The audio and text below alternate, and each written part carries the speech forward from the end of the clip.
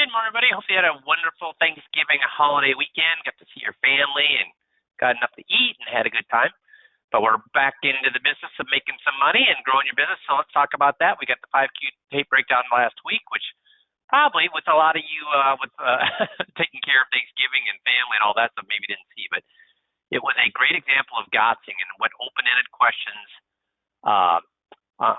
can do for you on the power of attorney script. So please go back and listen to that. So guys, here's the thing. The best football players in the world, the best football players in the world, what do they do when they're not playing Monday Night Football? What do they do on Monday? What do they do on Monday? These guys are the best in the world. Yep, we got one right answer, Nick. What do they do, guys? Yeah, they watch tapes. So even the best players in the world watch tapes. In fact, this guy here was renowned for watching way more tapes than anybody else out there. First of all, was this guy really that athletically gifted? This guy was he unbelievably athletically gifted, or were there lots of people with way more athleticism than him? Yeah, there's people with way more athleticism than him, but what did he have? What did Brady have? What was he able to do that nobody else was able to do? He could run the field, read the field, play the field better than anybody. That's what made him. Not because he had a fantastic arm, not because he was a great athletically gifted. He was smart. And how did he get smart? Well, part of it was that Gretzky is another one, and there's Larry Bird. Was Larry Bird, for those of you old guys like me, Larry Bird, was he athletically gifted? No. But what they do is they're able to read the playing field. So how do you get to the point where you can read the field, read the defense, read what's going on around you? Well, you watch tapes. Watch tapes. So today we're going to actually listen to an advisor do a tape, a 21-point checklist. Okay, and they're gonna do the titling and the beneficiaries, and also if we have time, a little bit of risk reward. So we're gonna jump in here and hear what's going on. So we'll jump to an hour in. First of all, the nice thing is that this is an hour. This is actual tape with them, with a client, and she didn't get, the advisor's a woman, she didn't get to titling to 55 minutes. So that means, did she do a great job on the non-financial? If she's finally getting to titling at 55 minutes, did she do a great job on the non-financial? Or did she give it short shrift? Here's how I know if somebody did a great job on the 21-point checklist. If they're done with the non-financial 20 minutes in, what does that tell you? They gave it the full script, or they just did it because they thought they were supposed to do it. They just did it because they thought they're supposed to do it. She did a fantastic job with all the non-financial things. So we're because you don't have time to do all of them, we're going to just jump in titling and let's see how she does. So if I get 55 minutes here.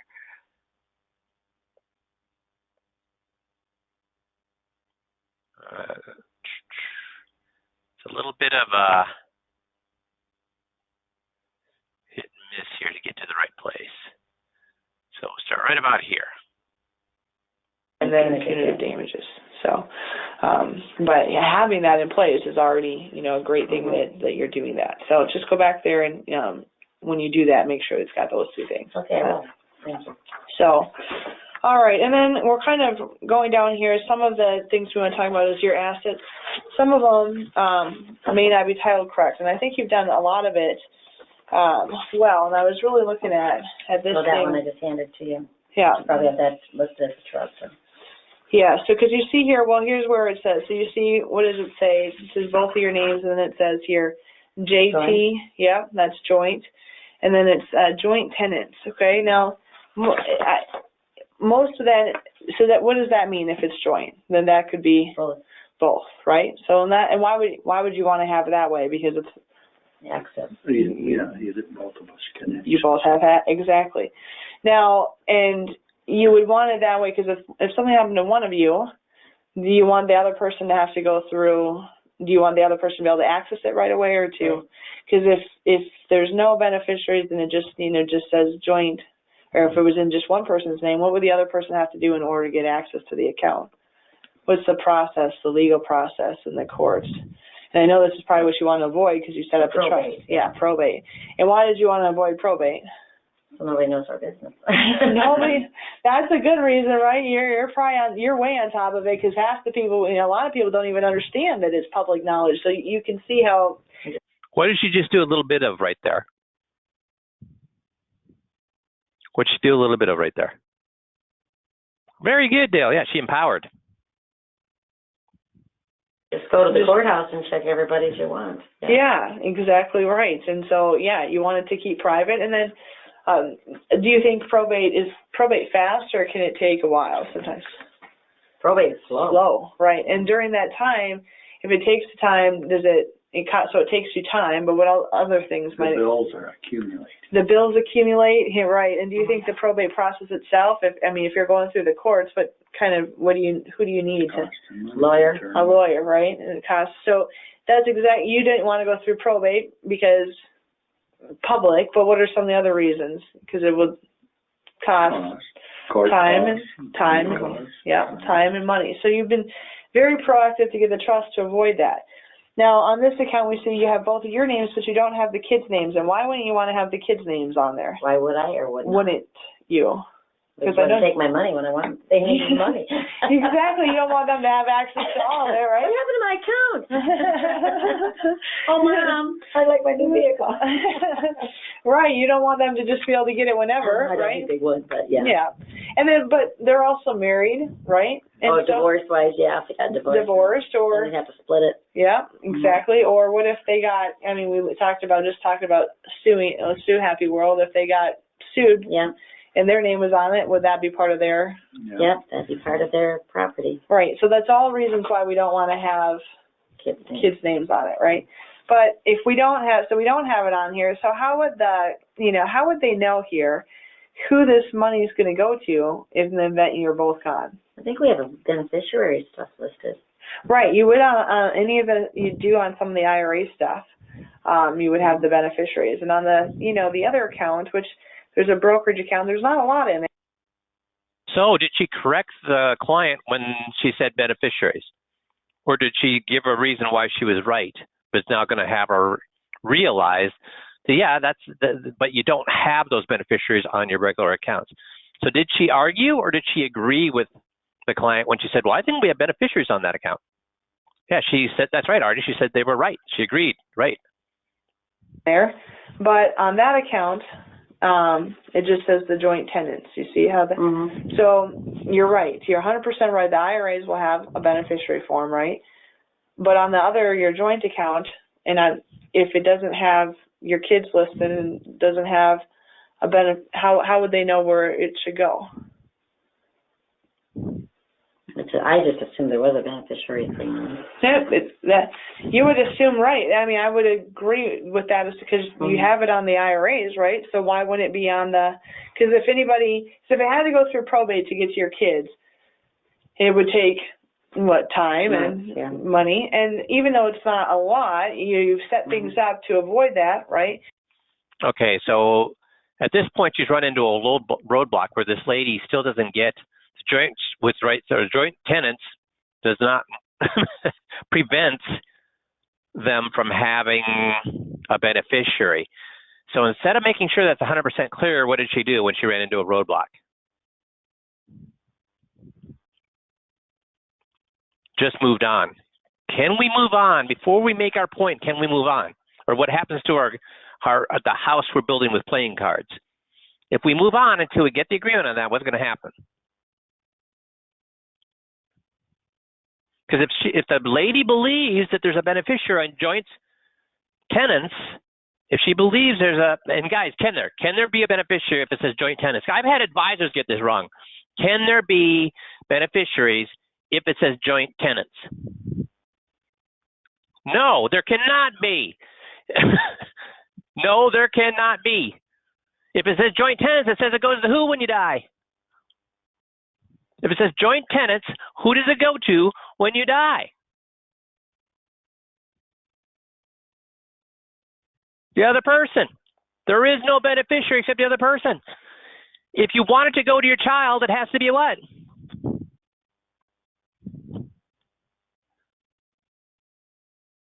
A TOD or a what? POD. It has to be stated. That's right. It has to be stated. So even advisors get this wrong. So can he move this on? Should she be moving on until she gets the client to understand? She's doing a good job of not arguing. Absolutely fabulous job of not arguing.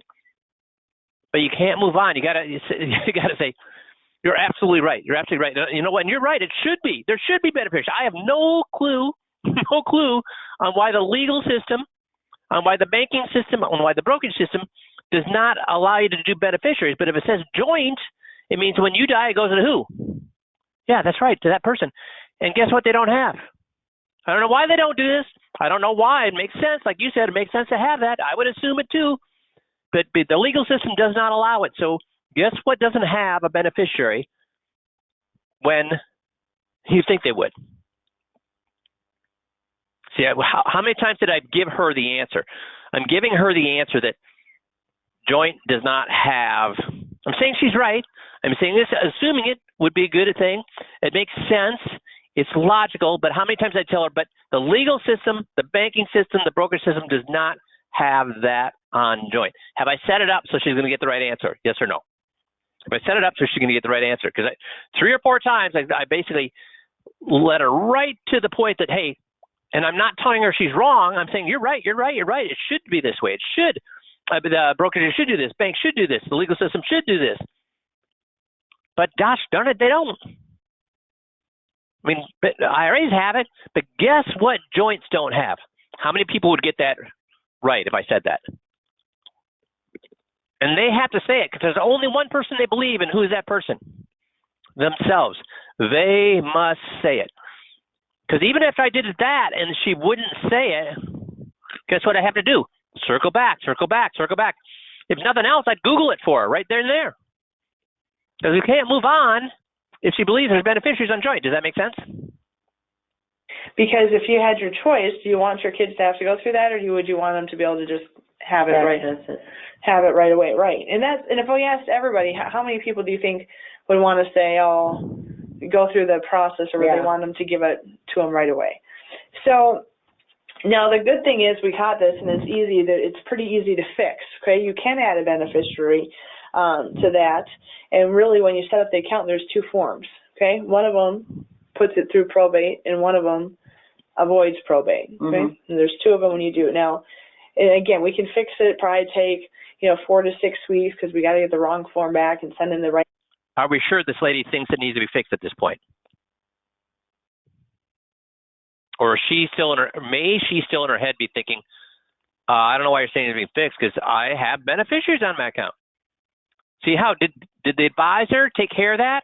Or could the client still be thinking, I know. That's why I have beneficiaries on my account. Yes, they could still be thinking that you can't move on till you make the point, have the client make the point for you. Right form and get it taken care of, right? So the question, is it easier though to do things right the first time, or to fix it later? Like the first time.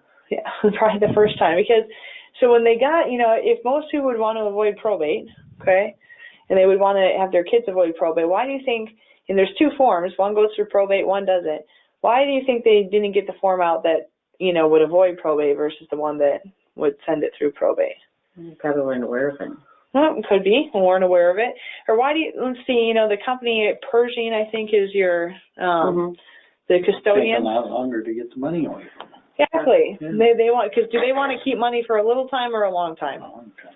A long time, because the more that they keep the money, The nice thing, are these clients beating her to the script? Are these clients sharp and actually jumping to the points before she even does that?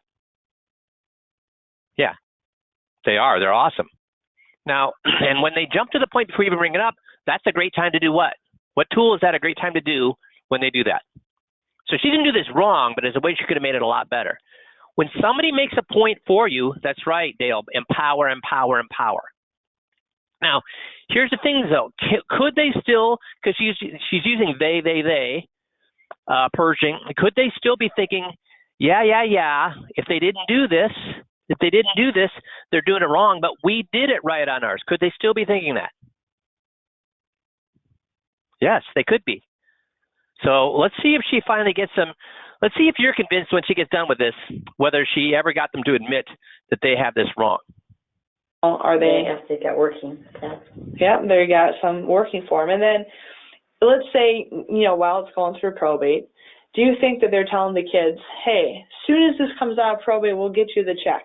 Yeah. Or what are they telling the kids? Are they trying to romance the kids a little and talk about all the good things they did for you and their great rates of return and how much they should, stay with them? What do you think how do you think they're talking to the kids at that point? Here's your money and go, or? They want them to stay with them. They want them to stay. Exactly. They want them to stay with them. So why do you think, when purging, when you got the wrong form, why would you think purging would be okay with holding that money then? Like Rich says, easy access. Easy access, and they want to use their money as long as they can for interest. Yeah. They can build it. Yeah, so that's exactly. There's the one way, and what would be the other way that they would want? The other reason, because when it's going through probate and they're talking to the kids, what would be the other reason that they want to keep your money there? They want to keep your money so that they can make money on it, or you can make money on it. So they can make money. And then when they have your kids, are they trying to say, okay, we're going to give the check right to your kids, or are they trying to? Yeah. So she's doing great on the script. She's doing great on the script, isn't she? Anybody thinks she's not doing great on the script? She's asking questions. These people are following right along. They're actually basically saying exactly what I tell you the client is supposed to say, and they're actually saying it. The problem is, do we still know whether they think they have this problem or not, or just everybody else has this problem? Well, let's see again if we all agree that they think they have this problem. And why do they want the kids to stay with them? So they still have the money to work with. So they still have the money to work with. So again, it's pretty simple. We can get it fixed. So it'll probably take 4 to 6 weeks. It just, because I know how proactive you are with everything that, might seem like a little thing, but why was that missed in the first place? Because why would you want that account to go through probate, right? And if there's 2 forms, why didn't they give you the one that avoided it? So again, we'll get that fixed and get that taken care of for you when it comes on, but that's wanted to cover that. Okay. So give me a yes if you're convinced, or and give me a Y if you're convinced, and a no if you're not convinced. I mean, she did a great job on the script. They said every single problem with having titling wrong perfectly. They said it costs money. They want to romance the kids. They want to keep it longer. They said all that stuff. But because she never got them to admit that they didn't have beneficiaries in the account, are we 100% certain that they think that they have this problem, or just everybody else who didn't fill out those forms have that problem? Because remember, do people want to argue with you generally? Do people like confrontation? No, they don't.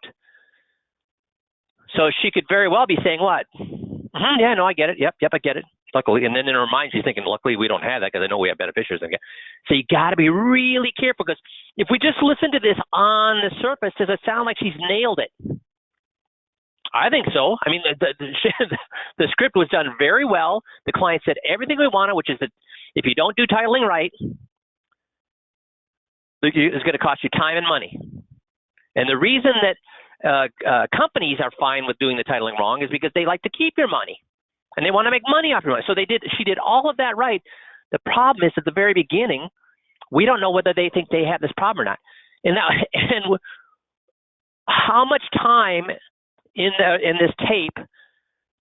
I mean, listen to this tape. There was how much time did that mistake take? Minutes and minutes, or literally seconds to make that mistake?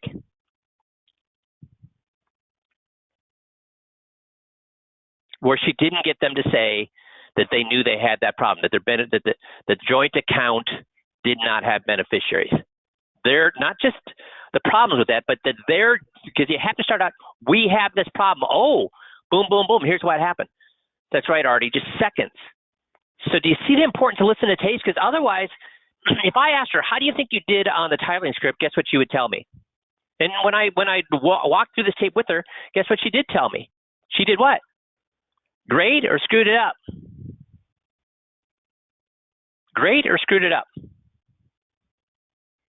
She thought she did great, and she did great, but missing that one little thing, guess what? Unwound it. Unwound it. So you got it. That's the beauty. So the next time she runs into that problem where the client will not admit that they don't have beneficiaries on their joint account, which they cannot, guess what? Because she reviewed the tape with me, because we spent time on it and identified it, do you think she's less likely to make that mistake again? Yes, she's going to stay there and make sure the client understands in their own words that if it says joint, that means there is no beneficiary. If it says joint, that means there is no beneficiary. 100%, 1,000%. Guys, 1,000%. If it says joint with rights tenants, is there a beneficiary? Please, please, please, everybody answer this. So we know that at least all the advisors understand this. If it says joint on an account, on a non-qualified account, which is, obviously if it's joint, it's a non-qualified account. If it says joint, with the exception of annuity, but how many people put annuities in joint? Nobody, I hope. So if it says joint, is there the possibility of a beneficiary in it? Give me Y's or N's. Everybody. I only got 3 right now. Everybody. Y or N? Come on, everybody. Y or N? Okay, no, okay, good. So at least you know it. Now, make sure when you're talking to a client that they also understand that. Cool. So now we're going to go, and we're going to talk about beneficiaries. See how she does. So she did a fantastic job. And I would say it's 50-50 whether they get that they have this problem. They admit that having titling wrong is a problem.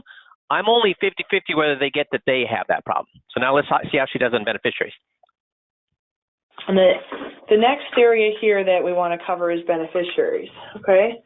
So, first of all, again, you have done a great job accumulating. You can tell, Pat, too, when you were teaching, you must have put a lot of your check aside, right? Yeah. Mm-hmm. And so, Reggie, you probably helped pay, do a lot from the business to pay things and, tried to invest as much as you could, right? Is that how? Yeah, out of sight, out of mind. Yeah, you've accumulated a great job with that. Now, if something were to happen to you, Pat, how would they know, or who would your account go to? Your It's all listed at the state. Everything is all right, all listed. Yep. And then you have some other IRAs like we just talked about here. And how would they know, on those first of all, if something were to happen to you, Pat, who do you want the account to go to? It goes to Reggie. To Reggie. And then if something, and how? Then it goes to the kids. Okay.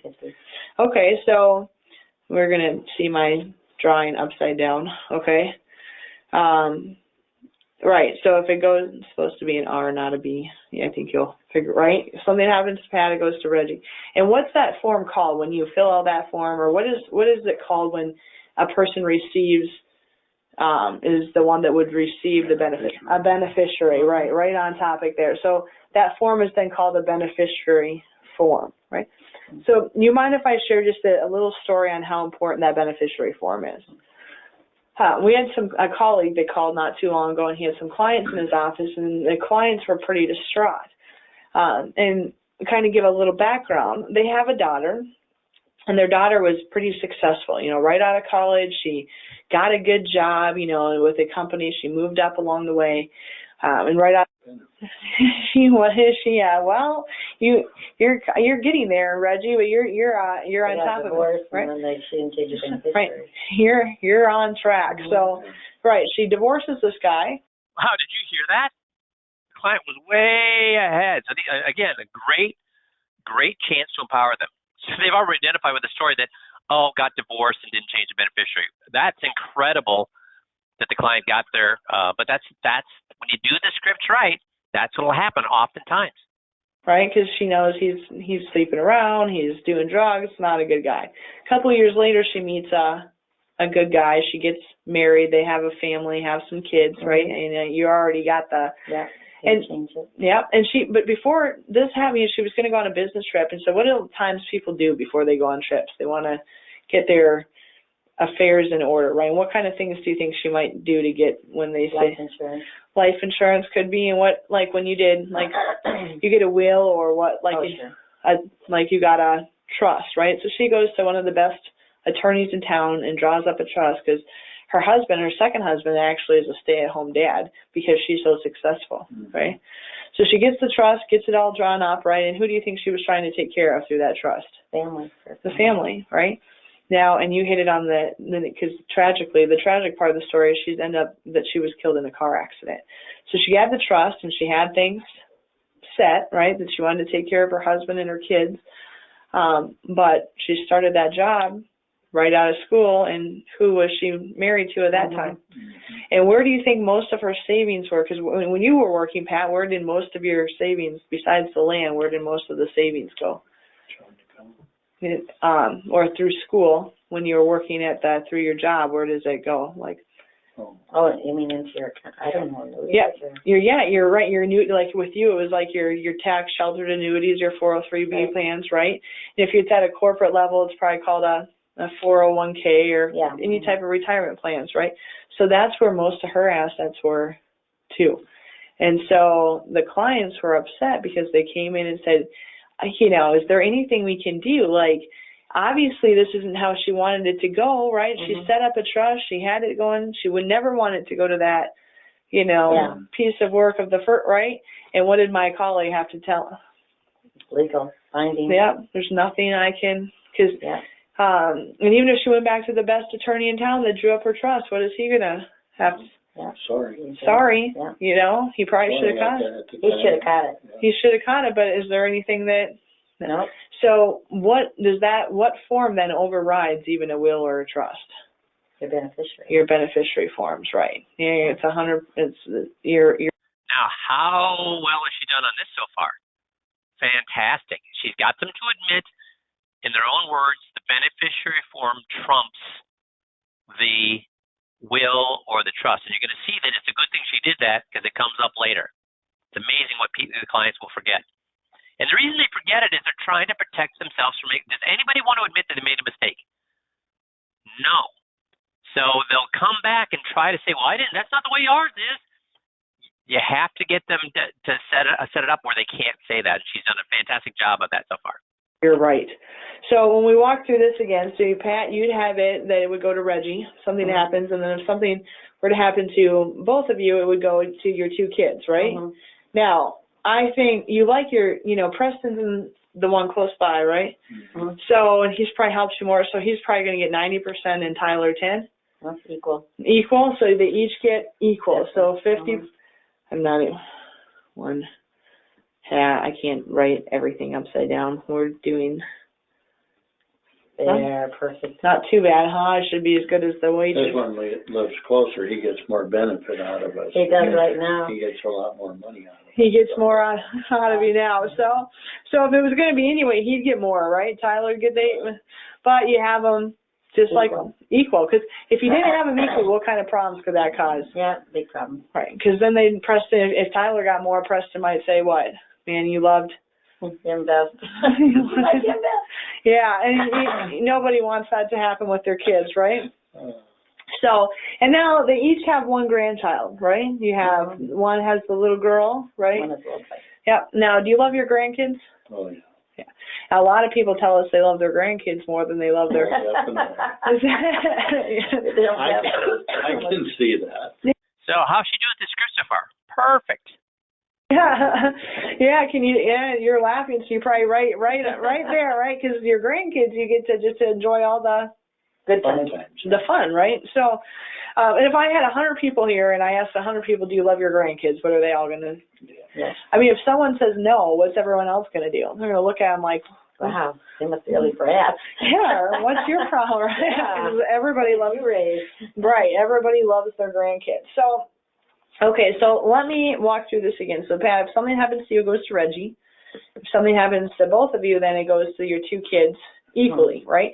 So if I split anything equally, if I have a pie and I split it equally, I have two people and I split it equally, how much does each person get? 50-50. 50-50, right? So anything, one half.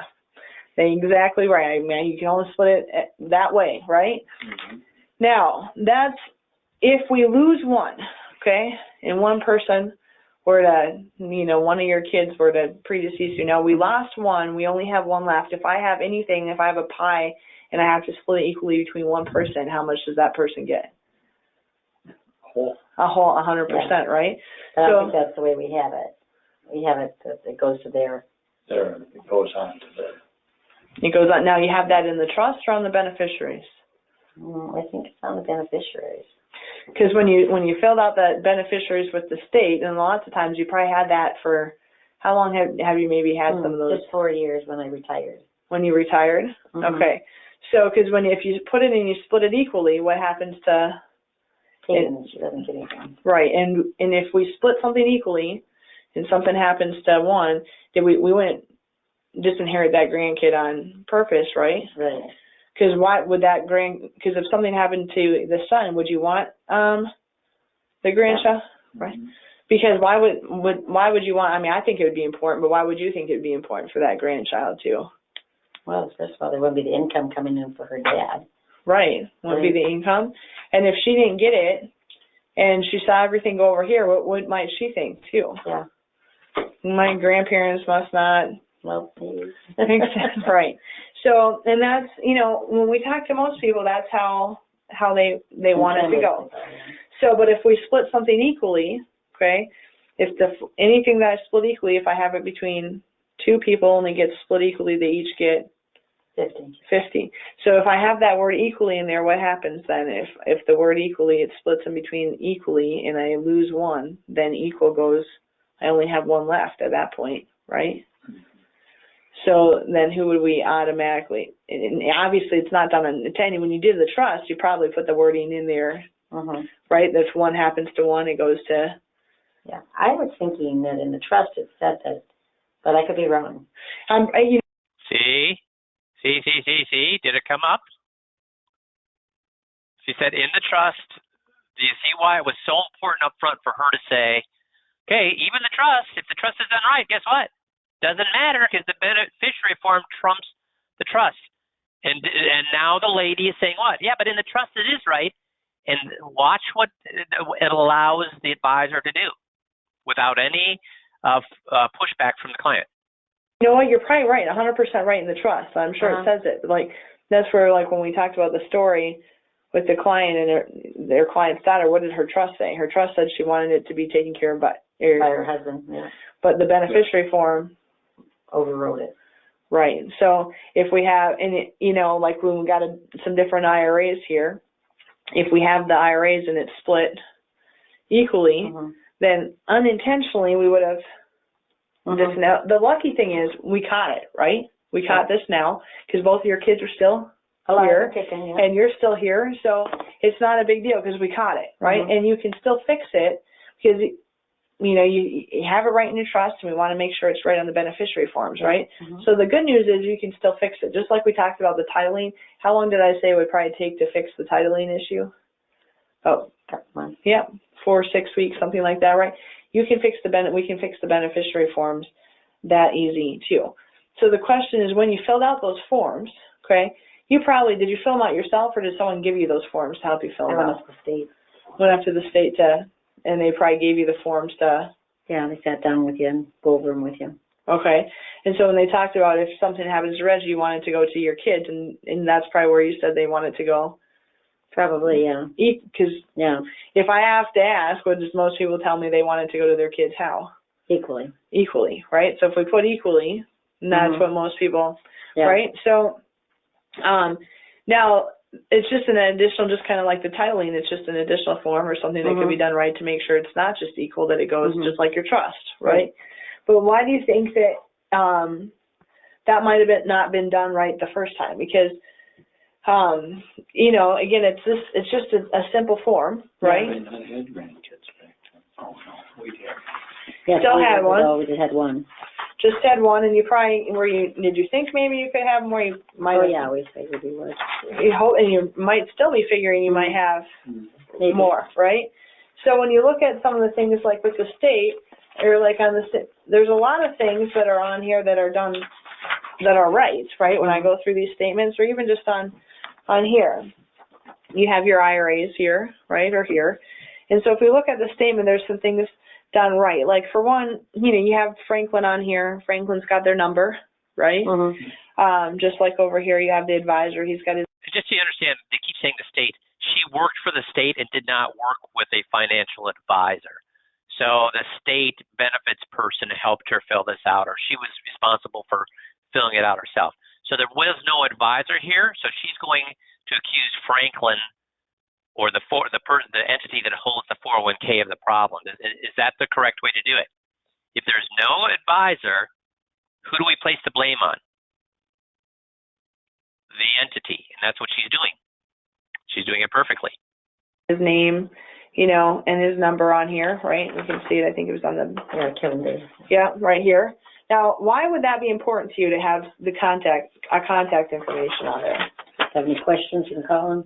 Exactly, because you don't want to be left in the dark, right? If something happens, you want to be able to give them a call. Now, if why would it be important? That's why it's important to you, right, to have the contact. Why would it be important for them to have the contacts?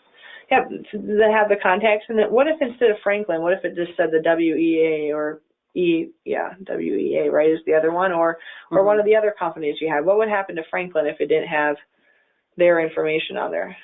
You don't know how to get in contact with them. You wouldn't know how to get in contact, Wouldn't even know that they had investments. And if it had American funds instead of Franklin, how would that affect Franklin? Do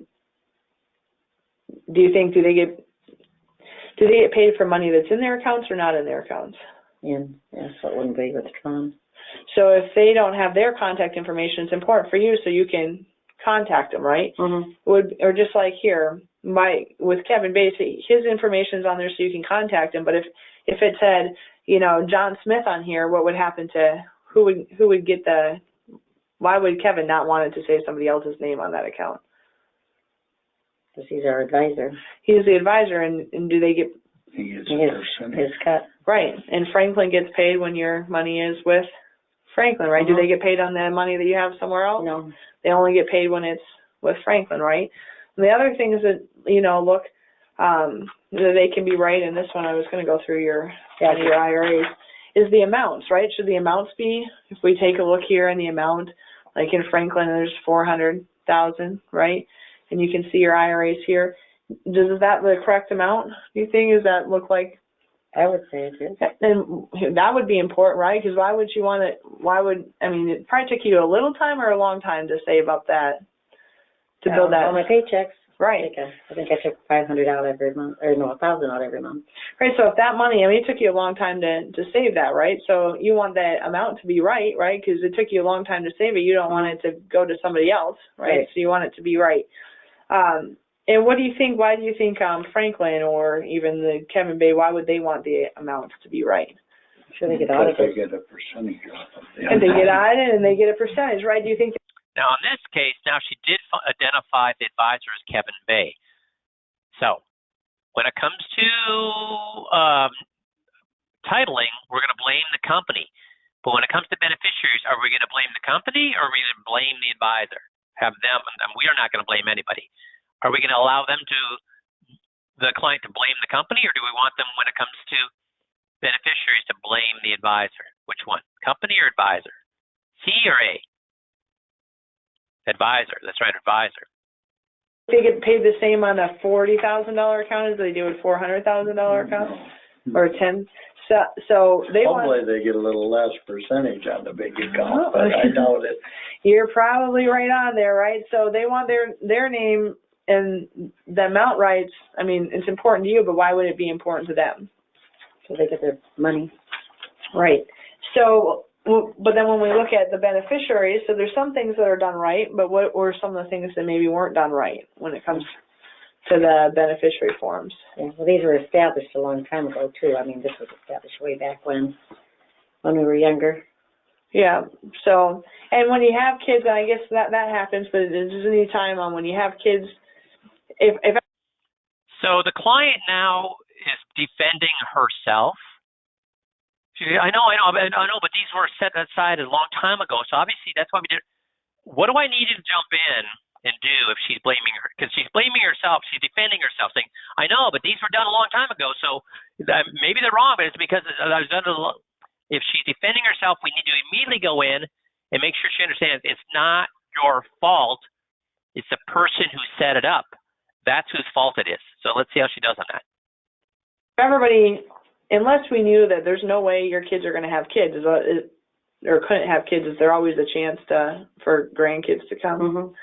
And does everybody love their grandkids, right? Yeah. So most people want the money to go to, or even if you're in contact and it was set up a while ago and all of a sudden they know you have kids that are having kids, because would that be, and most people want to do it to their kids, but do you think that they get paid, does Franklin, the representative you met with, or even Kevin or anybody, do they get paid to fill out a beneficiary form, do you think? Probably not. No, because just like if you, because some things you're just supposed to do, right? Mm-hmm. Like if you had, when your kids were at home, if you had them do the dishes and they say, "Man, do we get paid for this?" What do you say? Some do. Some of them do, but most of you say some things you're supposed to do. Who buys your shoes for you? Exactly, Who right? buys your clothes? You're part of the family, you're yeah. part of the family, and Are something you washing or wiping today? Washing the dishes? Wiping. wiping the dishes, because some things are just supposed to be done because they're part of, What you expect, yeah. Right, exactly. So when we look at some of the things that were done right and some of the things that were done wrong, what were the things that were done right? They were pertaining. Cookies. Vacuum. That's okay. We had someone will come in and Mud and things. yeah. So some of the things that were done right were things that pertain to family or things that pertain to money. Money. And what were some of the things that were done wrong? Well, we don't know for sure, but beneficiaries will have to check on them. Yeah, and then if that's, if it was split equally and we missed it, does that show, are they concerned more about? So again, do you see how up front did we get them to admit that their beneficiaries were not done correctly? No. So it's raising up its head again. So unfortunately, this advisor does a fantastic job with the script, but now twice with titling and with beneficiaries, she didn't get them to admit up front that they had this problem. She let them have some wiggle room, and what are they doing right now? Wiggling. They're wiggling. So what does that do for the possibility of them saying, "Boy, I'm angry at my guy"? Right now they're saying, "Well, we'll check on things. If it's wrong, then I'm angry. If it's not wrong, I'm not angry." You see how missing that little thing is going to be a problem. She's done it twice in a row. Money, or what are they concerned? At this stage, I mean, it's been so long, they're probably just concerned about the money aspect of it. Right, and what are you most concerned about, the money or? I want the money to go where we want it to go, right, Rich? Yeah, you're concerned about the money, but you're also just as concerned about who? The kids, we want them to The kids and the, have life TV. yeah. Grandkids. Yeah, and you've done everything possible to make sure that's happened. So again, we caught it early enough, and it's not hard to fix, but it's one of those things that we want to make sure it gets done, and we'll take care of it when you come on board, making sure those things are fixed. So are they angry at all with their advisor at this point? No, you're right, they're not. So now let's go to risk reward and see what happens. Bring it up there. Okay, at 134.50, 134. here, because this is too, I think, what you talked about a little bit earlier, Reggie, on just risk versus return. So taking risk is, or if they're trading or doing things, it's okay, but do we want to take more risk for the return, or do we want to get more return for the... As we get older, we should want to take less, but less risk, or we want if the money's coming in more and more, then you can actually take more risk. So if you take more risk, do you expect more return or less return? More return, right? Because if I'm going to take the risk, I want to get more return. So this is a chart that just shows... Okay, so what story did she forget to do, guys? She's getting into the Morningstar chart.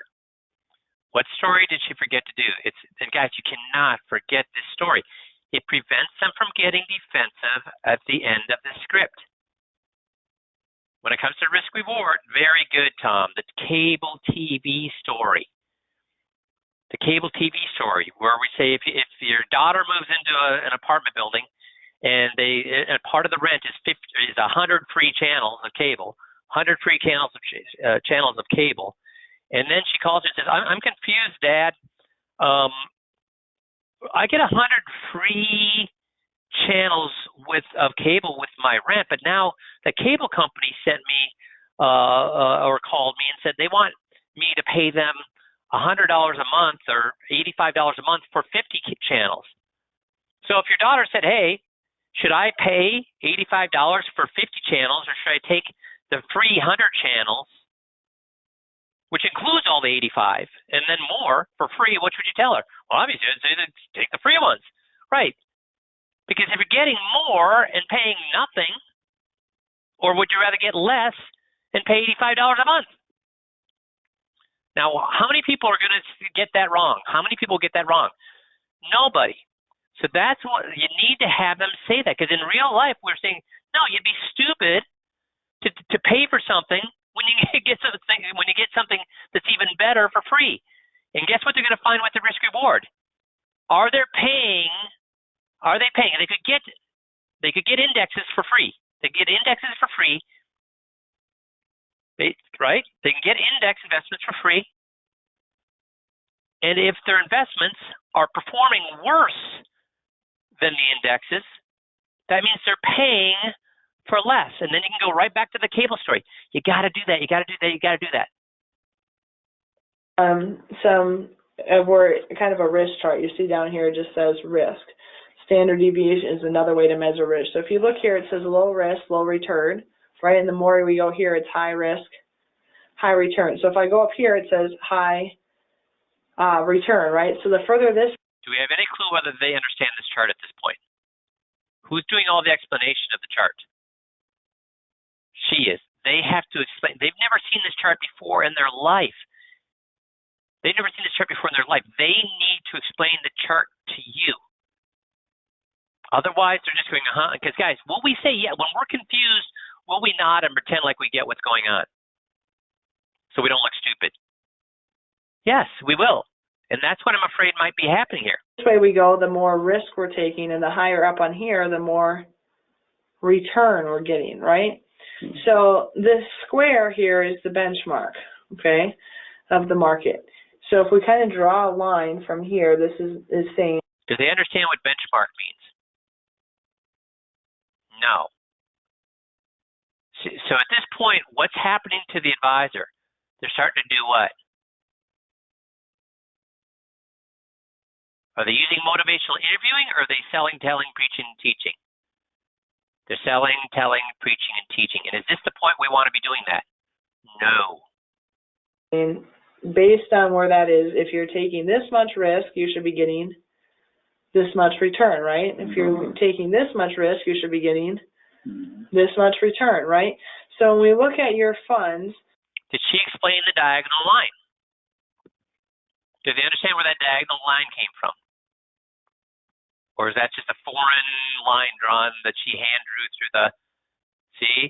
So what's happening to the effectiveness of this script by telling, selling, preaching, and teaching and rushing through it? Are they taking more risk? Most of them, one of them is almost right on the benchmark, but are most of them taking more risk? More risk. More risk. Now, they're getting maybe a little bit more return than some of the benchmark, but are they getting more return or less return for the risk they're taking? Less. Right, because if we need to be above the line in order to get more.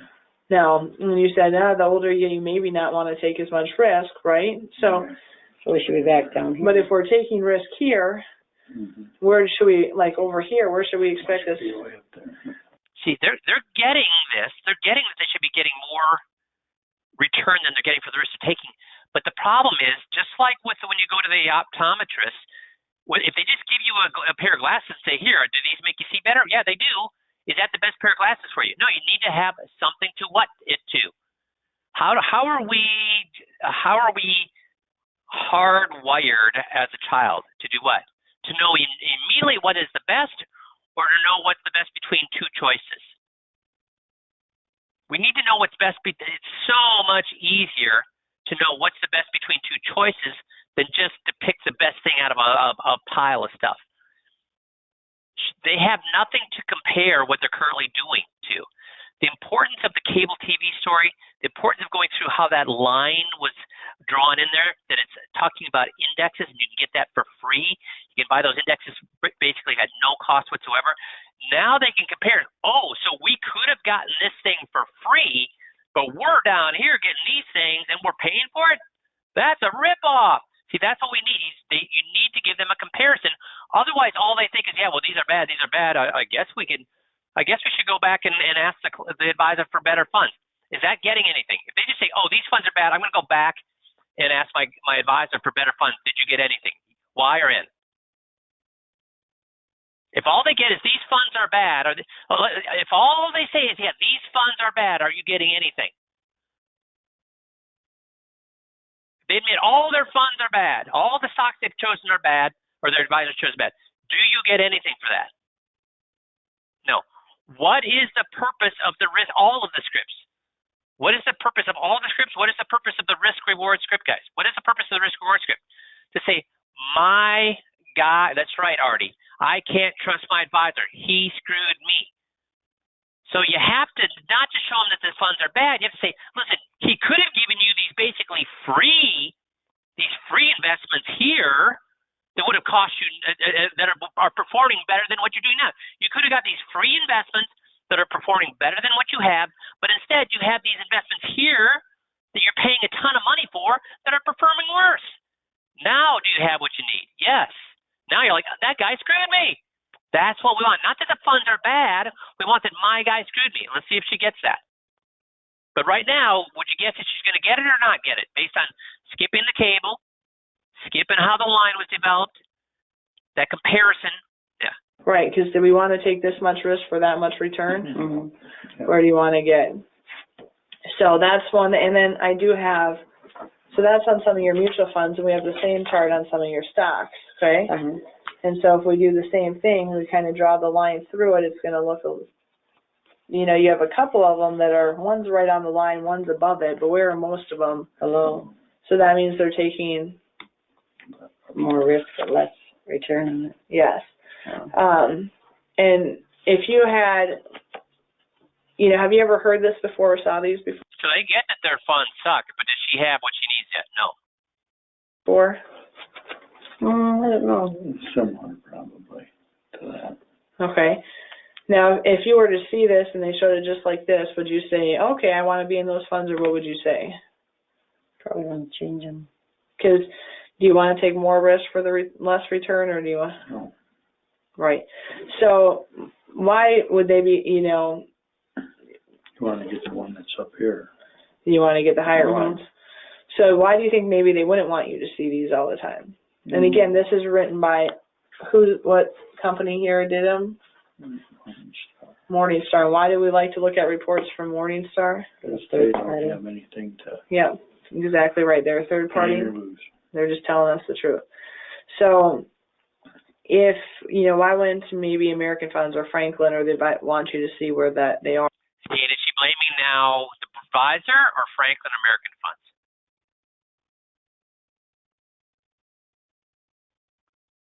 The funds. You can't do that. So we run out of time here, but she's got a swing and a miss on this again, because this advisor, I love her to death. She's extremely ethical, and she's like, I don't want to badmouth the advisor. I don't want to badmouth the advisor. If you're doing the 21-point checklist right, are you badmouthing the advisor, guys? Should you ever say a bad thing about the advisor? No. Not a word, not a phrase, not utter a sound. They have to do it. But she's so worried about bad-mouthing the advisor or using the script to let the client bad-mouth them that she's saying the funds. Guys, are they blaming? No. If all they do is hate the funds, what will they do 9 times out of 10? If all they do is hate the funds, what will they do 9 times out of 10? They'll go back to their advisor and say, change the funds, and guess what he'll say? All right, fine with me. So is she getting what she wants here? No, she's not. But overall, if I just was grading her on the scripts, how well does she know the scripts?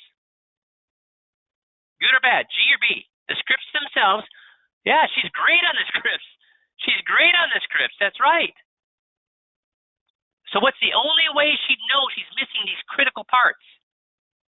What's the only way she'd know she's missing these critical parts? Doing 15-minute drills, listening to the tape. Does that make sense? Listening to the tape. And guys, when we reviewed this tape, guess how much better, just on these points that I made, guess how much better she was the next time through? Guess what time? And here's the thing. She did end up getting these clients. That's the great thing about the 21-point checklist. She did end up getting these people to move their, I think it ended up being about $500,000 to her. So even when you do the scripts bad, they still work. But do I want to have a 50-50 shot, or do I want a 100% shot of them moving the money? Because at this point, listening to how things went here, I think she got a 50-50 shot, and it ended up in her favor this time. Because the 21-point checklist is so powerful, and these people were so smart, they recognized it. They didn't want to admit that they did anything wrong or that their advisor was screwing them. They didn't want to admit it out loud, but they knew in their minds, and they ended up moving the money. We don't want to rely on that. We want to get 100% of people. The only way we get that is with recording and then doing the 15-minute drill. If you don't want to do it yourself, guys, we have all of these different little snippets that I critique and help see what they did well and what they could have done better all the way through here, so you can actually do your own 15-minute drill on somebody or learn from everybody else's mistakes and successes. So today's tape or today's script review is going to be on how to do a killer 15-minute drill, how to do it better, how to get the most out of it. That's what we're going to talk about today. We'll start about 5 minutes after the hour. Thanks, guys. Was this helpful to listen to this tape? First of all, yes or no? Helpful to listen to this advisor do the tape and seeing how, first of all, the scripts work, that if you ask the questions correctly, the client will say exactly what you want them to say, but also that if you miss the little things, and unfortunately, a lot of little things don't matter, but were the little things that she missed didn't matter, or were they big things? They were big things. They were big things. You have to get them to admit that they have a problem. You cannot skip that. You cannot skip that. Also, you need to get them to put the blame on the advisor, not on the funds. You can't do it that way. So even if you're doing it 90% right, now other things inside, you can screw up all day long. Doesn't matter. But there are certain things. Can you ever skip motive, guys? The two things you cannot skip is they've got this thing wrong, and it's the advisor did this on purpose. Those are the two things you cannot skip. Everything else, guess what? Heck, you can do it half and half. Half right, half wrong. But you can't do, they have this problem, and you can't do the motive. That has to be 100%, 100%, 100%, or you're not going to get them to leave their current advisor 100% of the time. Make sense? Coolio. So I'll talk to everybody here that's going to be on the script call in about 5 minutes. Everybody else, thanks for being on the call today, and have a great rest of the week. We'll talk to you next Monday. Thanks, everybody. Bye-bye.